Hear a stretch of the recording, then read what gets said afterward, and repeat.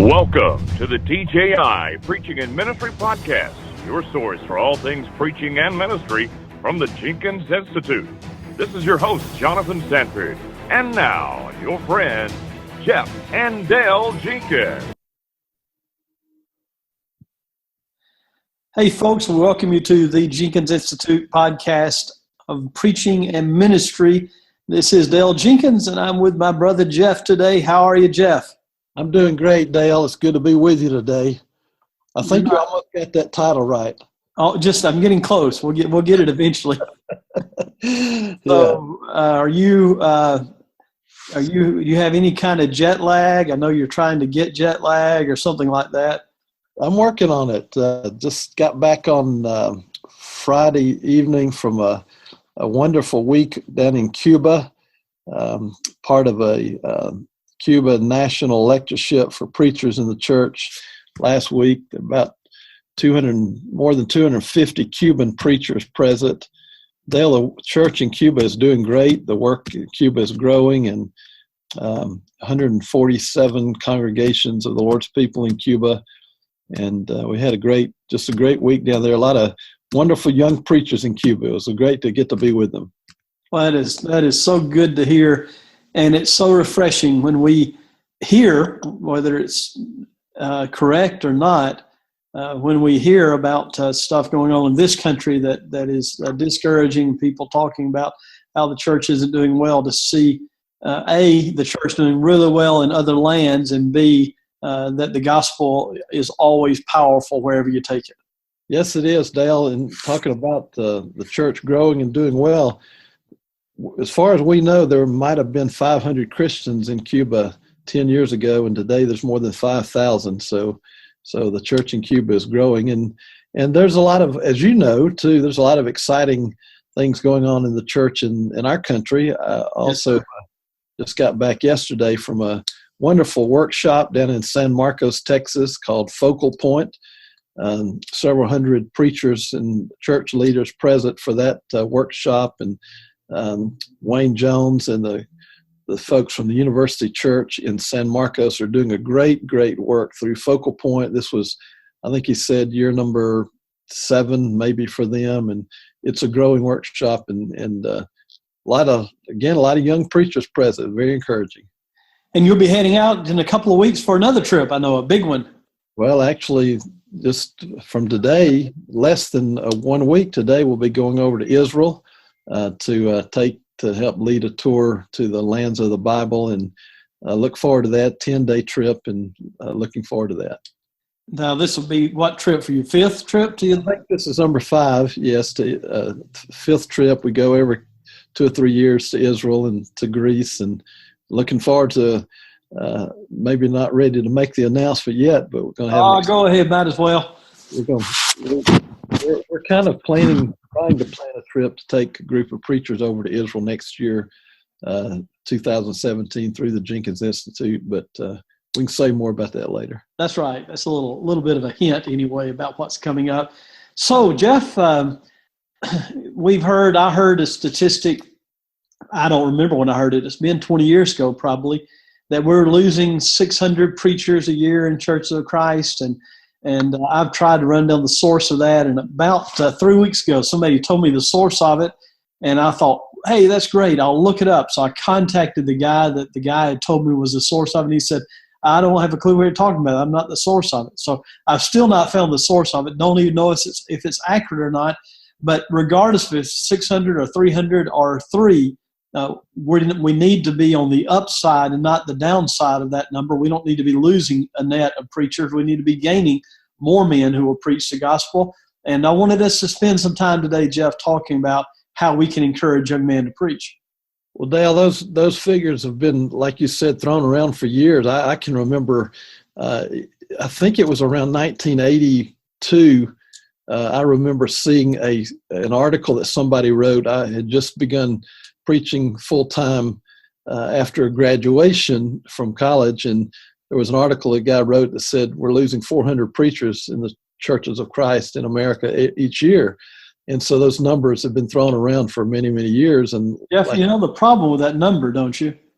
if we're losing 400 a year, that was 30 years ago. That means in 10 years we'd lose 4,000. In 30 years we'd lose.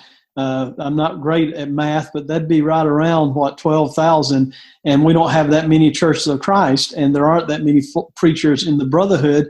We'd be at zero right now. Well, of course, what they said was that we were replacing a lot of those back. That's what they said, at least in 1982. I think it was, that we were replacing a lot of those with graduates and people coming in. And I think even back then, our schools, there were more guys who were graduating who were going into full-time preaching. And so, but you're right. I do believe those numbers are somewhat, all of them, whether it's 400 or 600 or 300, whatever you hear, I think those numbers are inflated. No doubt we have any number of preachers who pass away every year, any number of preachers who retire every year, any number of preachers who decide they want to do something else every year. So who knows exactly what that number is, but like you said, we would much rather be on the upside rather than the downside, regardless of the reasons or the numbers. So, Jeff, in your experience, where do most of our preachers come from? Well, ultimately, I think ultimately all the preachers that we have in the church have come out of churches. Ultimately, a lot of them go on and they receive training, special training in preacher training schools or in Christian universities. But ultimately, it comes back to local congregations. And if you want to say even more ultimately than that, it goes back to families. Right. And so most preachers, in my experience through the years, have probably come through local congregations. I think you're correct. In fact, I heard a college president say a few years ago that we can't train preachers if you don't send them to us. Now, again, as you say, ultimately, every once in a while, there's a young man that will go to college, a Freed Hardeman or Harding or Faulkner, or one of our Christian colleges, and while there, they will change their major and make a decision to preach. But even then, ultimately, they've had a strong influence from local churches or whatever, or somebody that's converted later in life that maybe didn't grow up in a strong congregation that or didn't grow up in the church at all, and they may decide to preach. So but yeah, really, we bear a huge responsibility when it comes to training preachers. And Jeff, our poll we're doing this week on the research arm of the Institute is asking preachers how they made the decision, what influenced them most to preach. And the two highest numbers so far are 37% said another gospel preacher and 18% said their parents. So a little over 50% were influenced either by parents or by another preacher, and we would assume all those would be through a local congregation. And so over 50% of our preachers come from local congregations. So, Dale, before we get too far into, we've got a list of reasons here we want to share. And I think since we're talking this podcast primarily about preaching and ministry and heard mostly by preachers, I think that number one statistic, that 34%, speaks very highly. And it not only speaks highly, but it speaks volumes to those of us who are preachers. What do we need to be doing? And so before we get into this list, I just want to mention that over the past 2 weeks, being in Cuba and then being in South Texas, the first part of this week, I've been very, very encouraged, not only by the young preachers who are currently doing the work, but by the men who are training to do the work and the ones who are considering preaching. Yesterday, Dale, I taught a class, a couple of hundred preachers in it, and there were on the front row, there were 6 young men, probably ages 11 through 18, and they're all thinking about being a preacher. And so they were brought to this conference by their preacher or by somebody in their congregation. And so, again, it goes back to the two key areas, families and preachers and congregations.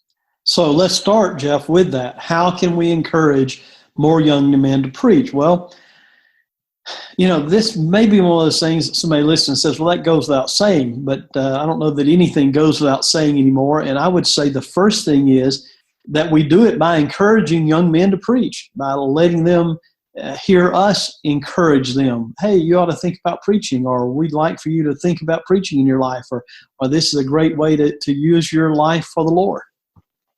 Dale, don't you think that, sometimes when we present statistics about, we're losing 600 preachers a year, we're losing 400, preaching is tough on people. Yeah. that at least maybe unintentionally we're painting a bleak picture. And if I'm a young guy and I'm sitting out there in an audience, or I'm reading an article or a post or a blog or something, and I hear all of that, I'm thinking, well, why would I want to get into something like that? If every story we tell is the gloom and doom, or the how poorly we're paid, or how bad we're treated, or how hard this work is, and nobody's gonna look at that. Man, that's what I want to do in my life. And so the idea is that we do talk about the need, like you said, and we encourage the need for young preachers and for preachers, but we need to paint it in the positive light that we believe it is. Yeah, and I like that you said that we believe it is, because if we believe it's a miserable life, we're going to reflect that into the lives of the people we're around. But if we believe it's a great life, and we live it as a great life, and see it as the joy and glory it is to have the opportunity to stand before people with God's truth and to share God's message with people, and we make that attractive to people, there will be young men that will see that, and they will be drawn to that.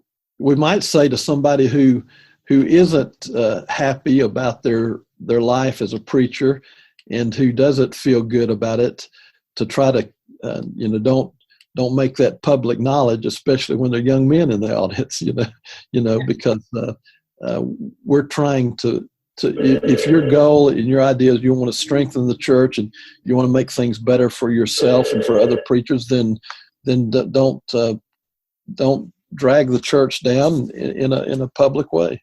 Absolutely. And I'd say second, Jeff, if we're going to encourage young men to preach, we need to pray about it. We believe that there's great power in our prayers, and I think prayer does something. I know it does something with God, but I also think it does something with us. Our prayer increases our awareness and realization of what we are doing, and so when we're praying about, little Dustin, and we want him to preach, then we're thinking about him, and we have that. It puts that in the front of our mind, and it carries it before the throne of God as well.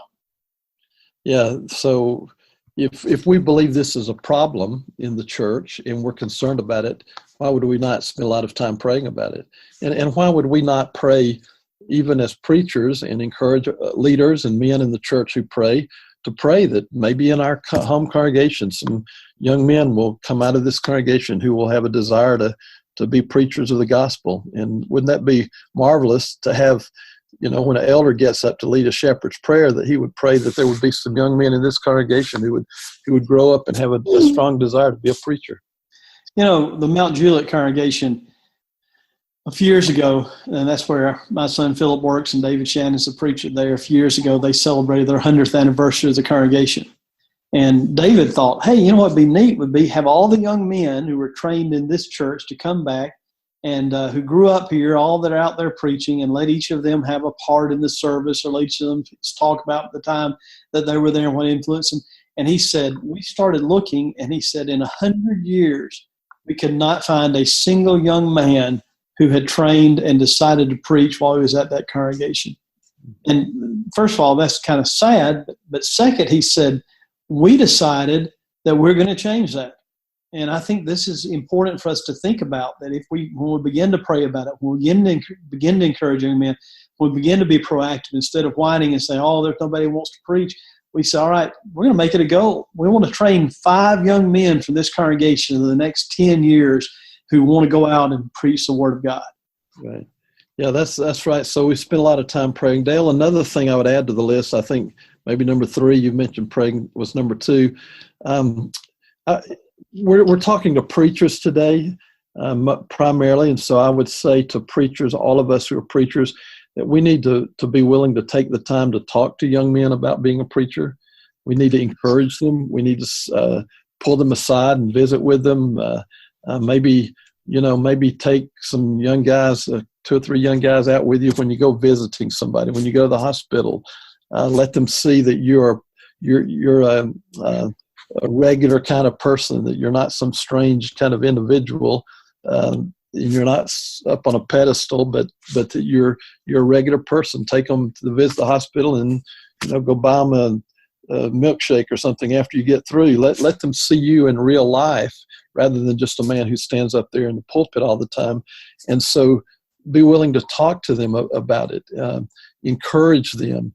I vividly remember, as a young boy, Brother Gus Nichols coming into our home, and I can recall vividly him wearing that big 10-gallon Texan hat and a boot, and he would say, "I hope you grow up to be a preacher." And that made an impression on me, and I wonder how many times we do that to young guys today.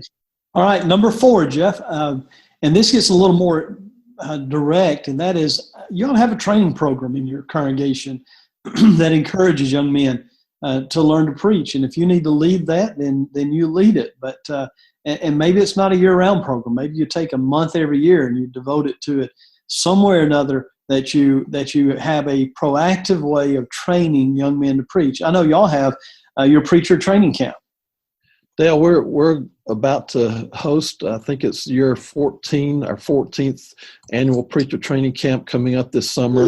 And last year we did tried to do a little calculating on it, and we think that there are 15 young men who have come through the preacher training camp through the years, who are now in full-time ministry. And we're extremely grateful for that, and that was kind of the purpose from the beginning, to encourage young men to go into full-time ministry. And so we'll have 75 young men present this year, the third Sunday in July, and they'll have an intense week of study, and some of them will make their first speech they've ever made and put together their first sermon they've ever put together. And so we encourage you, if you've never done a preacher training camp or have a desire to, contact us. We'd be glad to share with you information about what we do and how we do it. And we know there are other congregations that do it and have done it well. Well, and then there are programs like Lads to Leaders, and there are other programs. And you may say, I don't have the manpower to do a preacher training camp, and we don't like Lads to Leaders. Well, we're not saying you have to do either of those or any of those. But if you're going to encourage young men to preach, you need to have a way in which you train them and let them get a taste and see what preaching is like. And Jeff, that'd take us to what I think is the next point, and I'd say we need to, number 5 on our list, give them opportunities to preach. Jeff, when did you do your first public speaking? Well, it was probably my first public speaking. The first time I ever did anything was probably on a Wednesday night at devotion at my own congregation there at Woodlawn. Woodlawn congregation, they rotated the young men in and out, and I guess they did that year round. I was probably, 12 or 13 years old, maybe even younger than that, the first time that on a Wednesday night I was asked to do the invitation, and man, I put as much time in that as I would in a full-length sermon. It was quite an event, and then every time I got the opportunity to do it, what a thrill! And it meant something to me to have that opportunity, and I learned some things even then. Sure, and Dale, you don't have to. It doesn't have to be even in a Wednesday night devotion. Why not have have young men come in and do a little 5-minute talk in a Bible class to adults or something, or start out with doing it to teens or something like that. Just figure out a way to give them opportunities. I think that's the big key there. All right, Jeff, moving quickly on, number 6 on our list, or 7, I think it's 6 on our list, and that is, and I think this is so very vital for us, and that is to build healthy families. Because if Jeff, our preachers are coming not just from local congregation, but even more directly from specific families, then one of the things we can do to help encourage preaching is to build strong families that love and revere the church and that respect the preaching of the Word of God.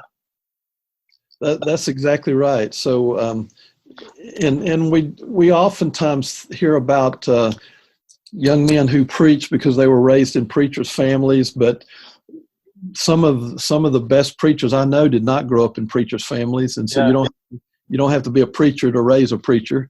You don't have to be a preacher's family to have a good, strong family where you can encourage your young men to be preachers.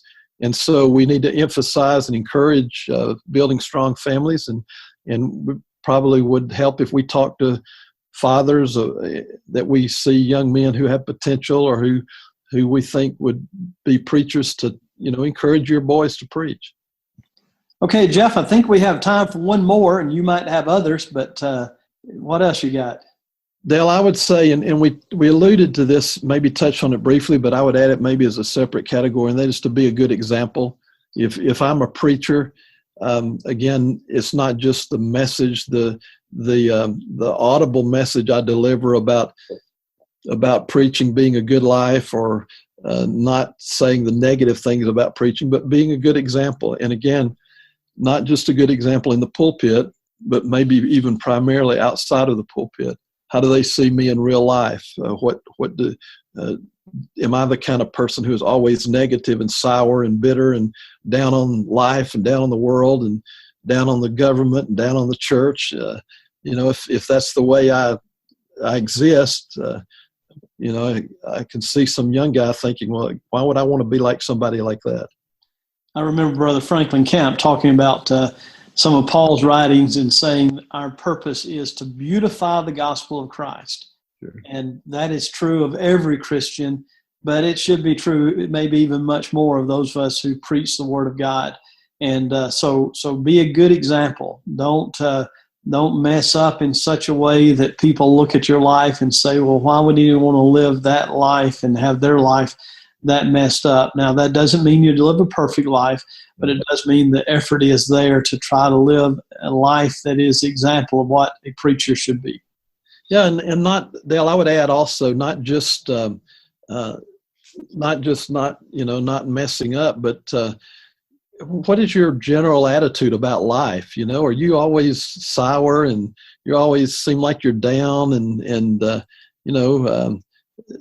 sure, we all go through tough times when we can't be up on the top of the world, but we need to show our brethren, and particularly young men that we think might make preachers, that God gives us a joy in our life that allows us to transcend even when we go through difficulties in life. Yeah, if you always look like you're just coming back from a funeral all the time, that's probably not going to be the kind of guy that's going to encourage others to preach. Well, you might have another idea. I thought you were going to say a funeral or an elders meeting. You went there, huh? Yeah, I did. All right. Yeah. Well, thank you for listening today, and we hope in your congregation you'll do your part to encourage young men to preach. And Jeff, you got anything to add as we wrap up? I think that's all, Dale. And if I get to talk live to you next week, I'll be talking to you from right next to the Sea of Galilee. And I hope I do get to talk to you live. If I don't, we'll do something recorded. That sounds wonderful. We'll look forward to it. Folks, thanks for joining us. If you have show notes or show ideas you'd like to share with us and to help us with, send those to the Jenkins Institute at gmail.com. And until next time, we wish you God's very best.